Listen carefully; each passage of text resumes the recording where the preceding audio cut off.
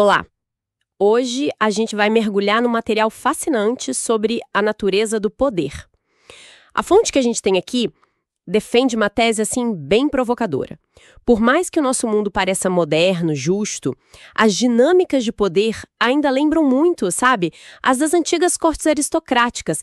É um jogo sutil, indireto e, nossa, extremamente estratégico.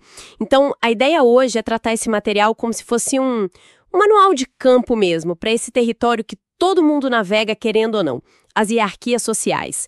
A missão é meio que mapear esse terreno, sabe?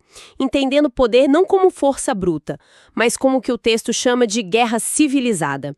E o que ele quer dizer com civilizada é que as armas não são espadas, mas palavras, gestos, a informação que se guarda para si e a percepção que se projeta para os outros. A batalha acontece nas entrelinhas.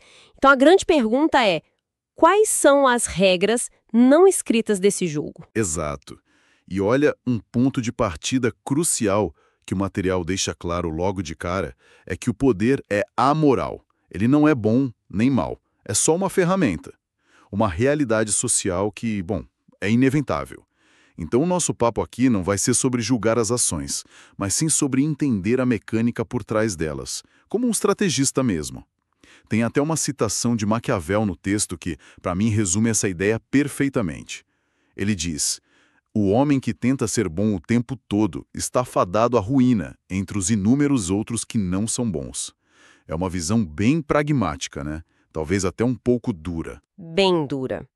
E essa visão pragmática começa de dentro para fora. A primeira grande ideia das fontes é que o alicerce do poder é o domínio sobre as próprias emoções. O texto é bem enfático. Ele diz: reagir emocionalmente a uma situação é a maior barreira ao poder. E a raiva, especificamente, é descrita como a mais destrutiva, porque ela turva a visão. E o fascinante aqui é que esse controle emocional não é sobre se tornar uma pessoa fria, sabe? Sem sentimentos. É sobre clareza estratégica. O material usa uma analogia ótima com Janus, a divindade romana de duas faces.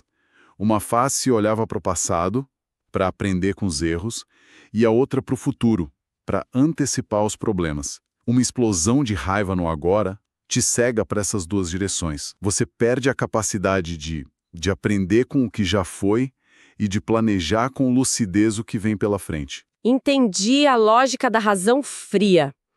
Mas isso não corre o risco de tornar a pessoa um robô?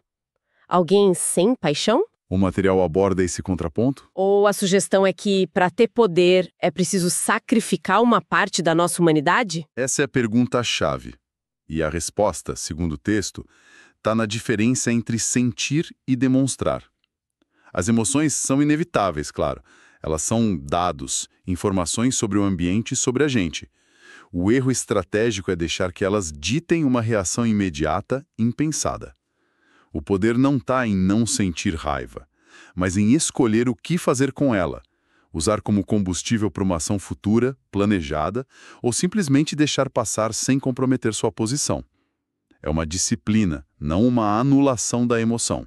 Faz sentido. É sobre ter as emoções a seu serviço e não o contrário. E junto com isso vem outro pilar, né? A paciência.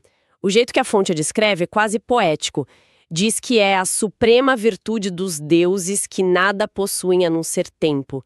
Já a impaciência, em contraste, só te faz parecer fraca, te faz cometer erros pela pressa. Isso fecha o primeiro grande tema, se a gente conectar tudo. A base do poder, segundo o material, é interna. É sobre construir um escudo que é a paciência e uma lente de alta definição que é a razão, livre do ruído das emoções imediatas. A maestria psicológica sobre si mesmo é a condição fundamental para começar a entender e influenciar o mundo lá fora.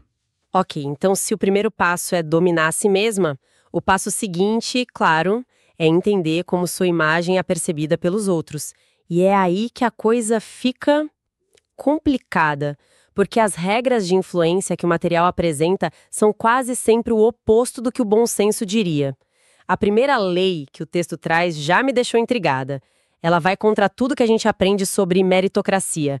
A ideia é: não ofusque o brilho do mestre. Minha primeira reação foi tipo, ué, mas eu não deveria mostrar meu valor? Como o texto justifica isso? A justificativa está toda na psicologia da insegurança.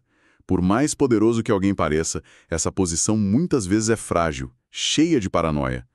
Quando você chega exibindo seus talentos de forma ostensiva, mesmo com a melhor das intenções, o seu superior não vê um aliado valioso. Ele vê uma ameaça. Alguém mais jovem, mais brilhante, que pode tomar o lugar dele. Isso inspira medo e o medo leva a ações defensivas. A sugestão do texto é fazer o oposto. Faça suas ideias parecerem dele. Dê a ele os créditos publicamente.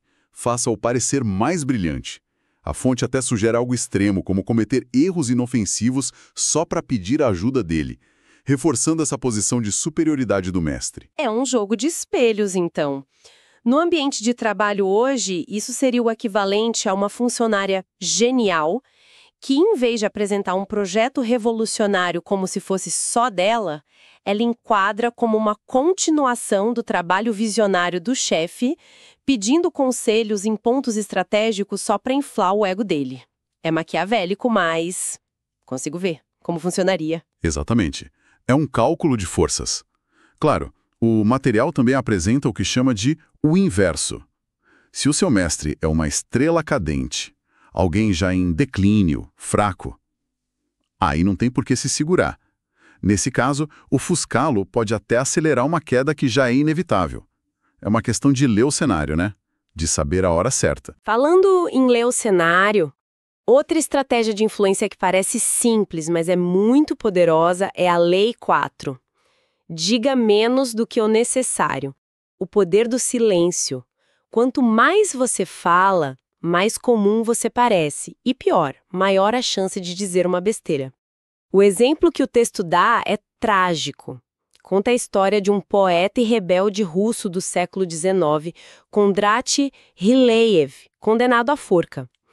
No dia da execução, algo inacreditável acontece. A corda arrebenta. Naquela época, isso era visto como um sinal divino, um milagre. O perdão era quase certo. Mas, ao se levantar do chão, o Ryleyev, em vez de ficar quieto, grita uma piada sarcástica.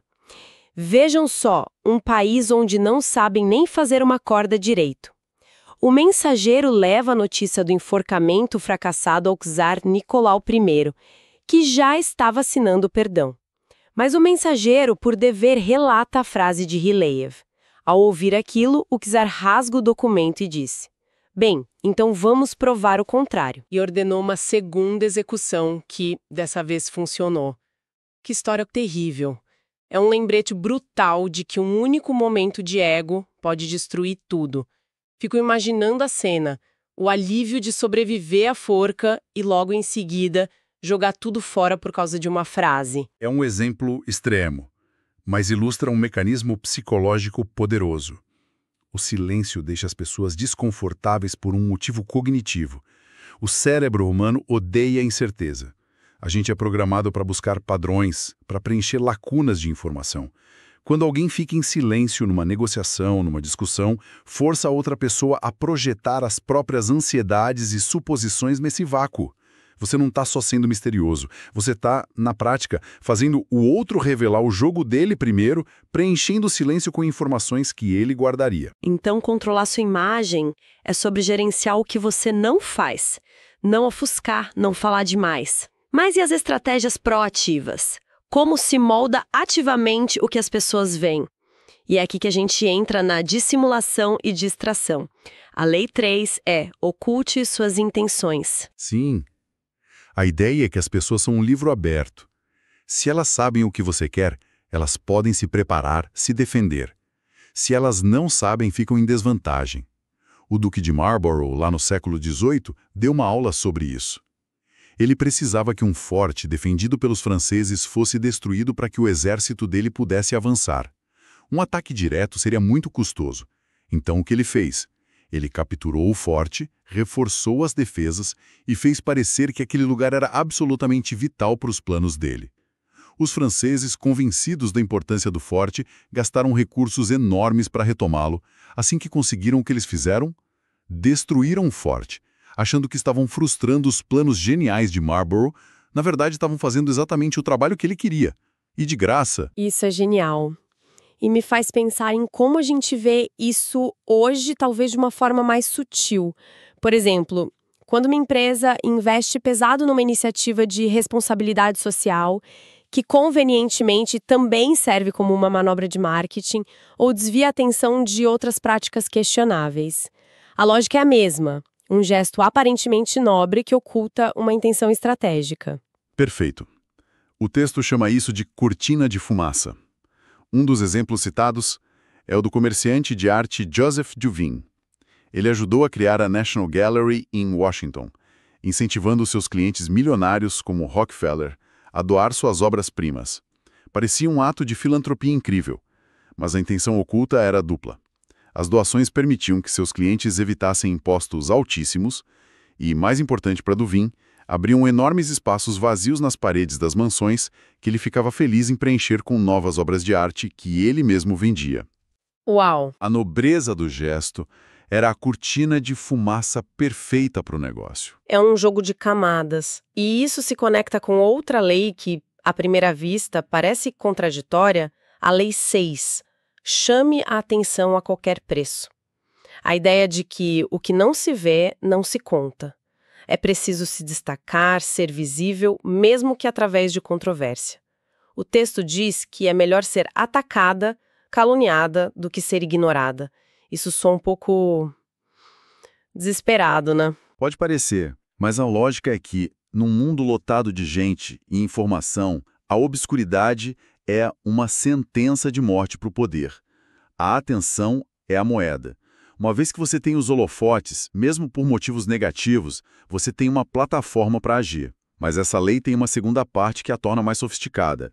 Crie um ar de mistério. Não basta só chamar a atenção, é preciso mantê-la. Num mundo onde todo mundo compartilha tudo, ser enigmático, não revelar todas as cartas, faz com que as pessoas fiquem obcecadas em tentar te decifrar. O mistério gera a interpretação, e quem controla a interpretação, controla a narrativa. Certo. Então, vamos amarrar as pontas. O que tudo isso significa? Se eu tivesse que resumir, o poder, como descrito nessas fontes, é um jogo incrivelmente complexo, de psicologia, estratégia e, acima de tudo, gerenciamento da percepção. Começa com o domínio de si mesma, suas emoções, sua paciência, e depois se estende para o domínio de como os outros te veem, usando táticas que vão da humildade fingida até a dissimulação ousada. Exatamente. E isso nos leva de volta à ideia inicial. O mundo moderno pode até franzir a testa para demonstrações explícitas de poder, mas as emoções que alimentam esse jogo, ambição, inveja, insegurança, não desapareceram. Elas só operam sobre uma camada mais espessa de civilidade, digamos. As regras do jogo da corte baseadas em sutileza e estratégia ainda se aplicam, seja num escritório, na academia ou na política. A sugestão do material não é que você deva ser assim, mas que, como o jogo é inevitável, é melhor ser um artista nele do que ser uma vítima por ignorá-lo ou por agir de forma ingênua. Isso nos deixa com uma reflexão final, que o próprio material provoca. Se o poder é de fato esse jogo social amoral que as fontes descrevem, qual é o verdadeiro custo de se tornar um mestre nesse jogo?